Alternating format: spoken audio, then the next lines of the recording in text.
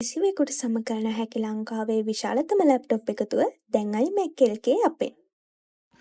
ඉතින් ඔබ අපි කවුරුත් දන්නවා මේ තෙල් ප්‍රශ්නෙත් එක්ක ලංකාවේ ගොඩක් කට්ටිය නිකන් තෙල් ප්‍රශ්නයක් හදාගෙන මේ වෙන රටක තිබ්බ කේස් එකක් එක්ක තෙල් ප්‍රශ්නයක් හදාගෙන මේ කියලා ගලා මේකත් එක්ක ගනුදෙනු කරන්න හදනවා. හරිද?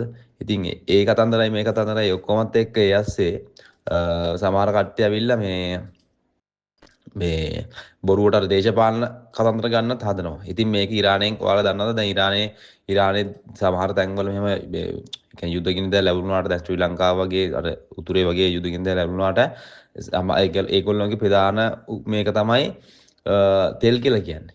හරිද? ඒකත් එක්ක යාළුවා කැමති නැහැ. යාළුවගේ මේවත් නැති කර ගන්න. හරිද? ඒක නිසා එයාලත් අනිවාර්යයෙන්ම මේ තෙල් ලෙවන්න ඕන නැත්නම් යාළුවගේ රටත් ඩවුන් තියෙන තත් ඔළුවක් අත උසන්න හම්බෙන්නේ නැහැ. හරිද?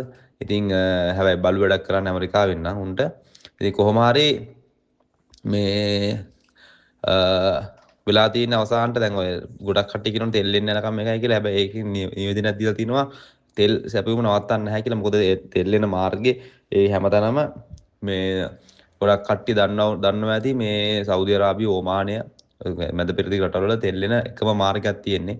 ඉතින් ඒ මාර්ගය අවහිර කරොත් උන්ටත් බිස්නස් නැති වෙනවා අපිටත් ලෝකෙම ඩවුන් වෙනවා ටික කාලයකට. ඉතින් ඒක නතර වෙන්නේ නැහැ කියලා තමයි කියන්නේ. ඉතින් ඔබටත් මේක ගැන හිතන අදහස පහතින් දක්වන්න අමතක කරන්න එපා. කිසිවෙකුට සමකරන හැකි ලංකාවේ විශාලතම ලැප්ටොප් එකතුව දැන් iMac LK අපෙන්.